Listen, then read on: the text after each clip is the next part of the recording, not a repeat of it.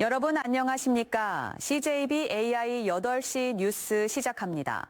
청주의 한 대단지 아파트에서 관리업체 재계약 절차를 놓고 갈등이 이어지고 있습니다. 일부 입주민들이 관리 부실과 불공정 투표 의혹을 제기하고 있는 가운데 청주시는 투표 절차의 적절성 여부 등을 살펴보고 있습니다. 이환 기자입니다. 나무 주변엔 쓰레기가 수개월째 방치돼 있고 화단엔 담배꽁초가 가득합니다.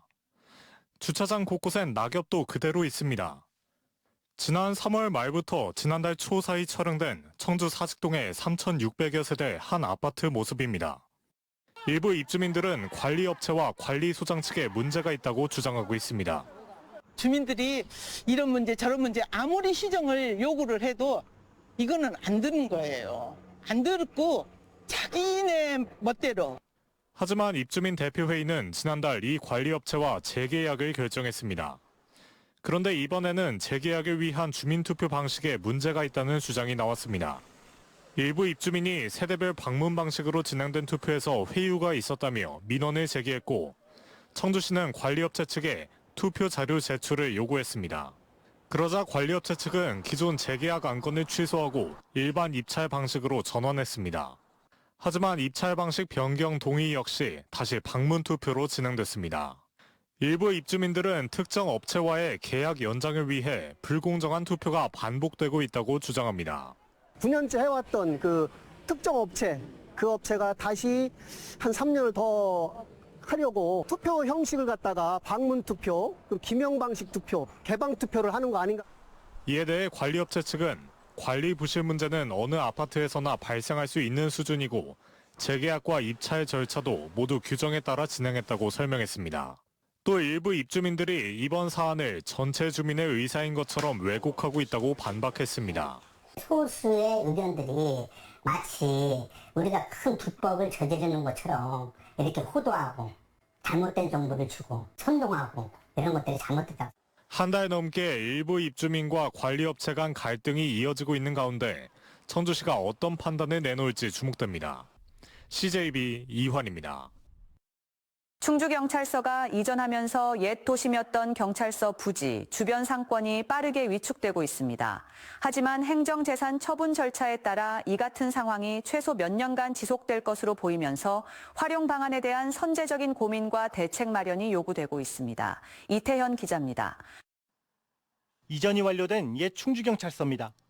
경찰서마저 빈 공간으로 남으면서 시민들의 발길은 뜸해졌고 주변 상권은 침체되고 있습니다. 도심 공동화가 가속화되면서 인근 주민들 사이에서는 우범지대 전락 우려까지 나오고 있습니다. 경찰은 혹시 모를 상황에 대비해 청산에 보안장치까지 설치해 놓았습니다.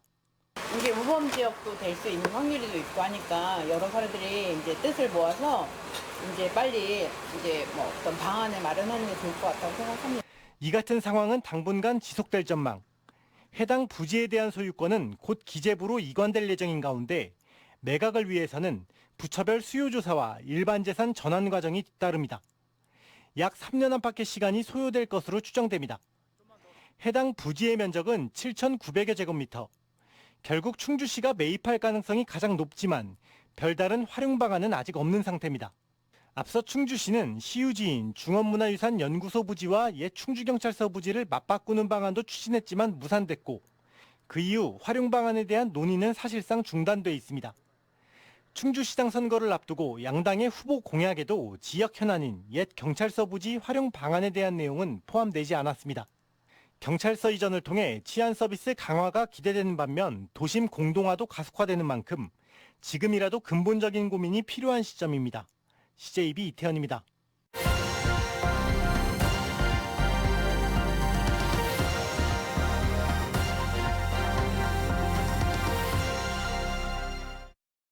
2027 충청 하계 유니버시아드 대회가 어느덧 1년 앞으로 다가왔습니다.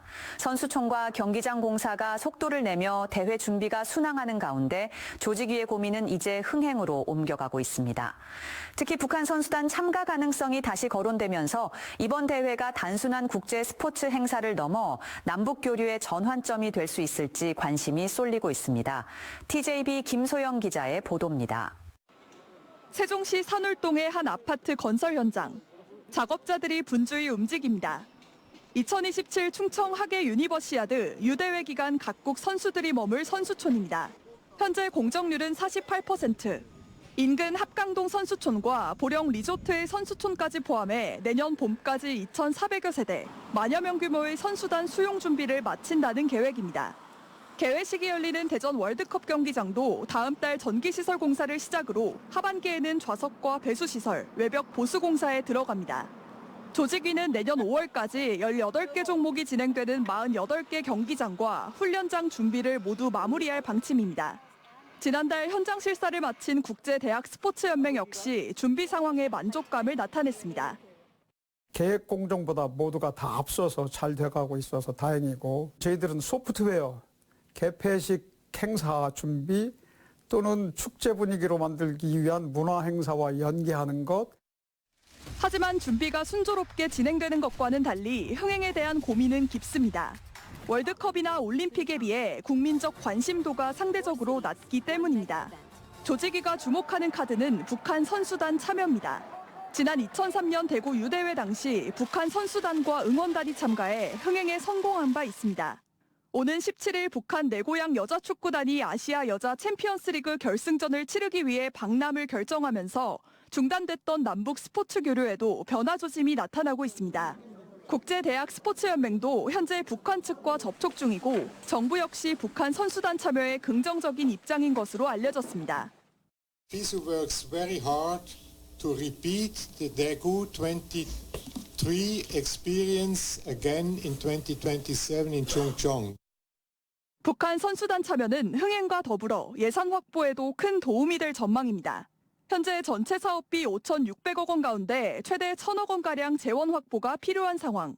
북한 참가가 흥행으로 이어지면 나당을 겪고 있는 기업 후원도 탄력이 붙을 것으로 기대하고 있습니다. 내년 8월 열리는 충청 유대회가 북한 선수단 참여로 지역을 넘어 세계인의 축제가 될 수 있을지 주목됩니다. TJB 김소영입니다.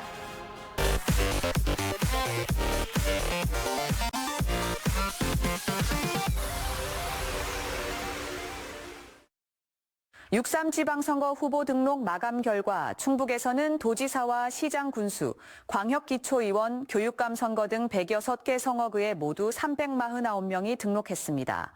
이 가운데 청주시의원 라와카 선거구는 후보자 수가 의원 정수와 같아 민주당 박승찬, 이문성, 배성철 후보와 국민의힘 김재년, 정영석 후보 등 5명이 무투표 당선을 확정했습니다. 후보자들은 오는 21일부터 다음 달 2일까지 13일간 공식 선거운동에 들어가며 무투표 확정 후보들은 공직선거법에 따라 선거운동을 할 수 없습니다. 충청북도가 국제유가 상승과 중동 정세 불안 등으로 전기자동차 수요가 급증하자 오는 6월 추가 경정 예산을 편성해 친환경 전기차 보급 확대에 나섭니다. 충북의 전기차 보급률은 최근 3년 새 2배 이상 늘었고 올해 들어서도 가파른 증가세를 이어가면서 대부분의 시군 상반기 1차 보급 물량이 조기 소진됐습니다. 충북도는 승용차와 화물차 보급 예산을 추가 편성해 시군을 지원하고 올해 모두 7,500대의 친환경 전기차를 보급할 계획이라고 밝혔습니다. 청주시가 남주동 남주 2구역 가로주택 정비 사업에 대한 사업 시행 계획을 인가했습니다. 조합은 9,500여 제곱미터 부지의 지하 5층, 지상 37층 규모의 주상복합을 짓고 공동주택 498가구 가운데 조합원 물량 등을 제외한 463가구와 오피스텔 54시를 일반 분양하겠다며 계획서를 제출했습니다.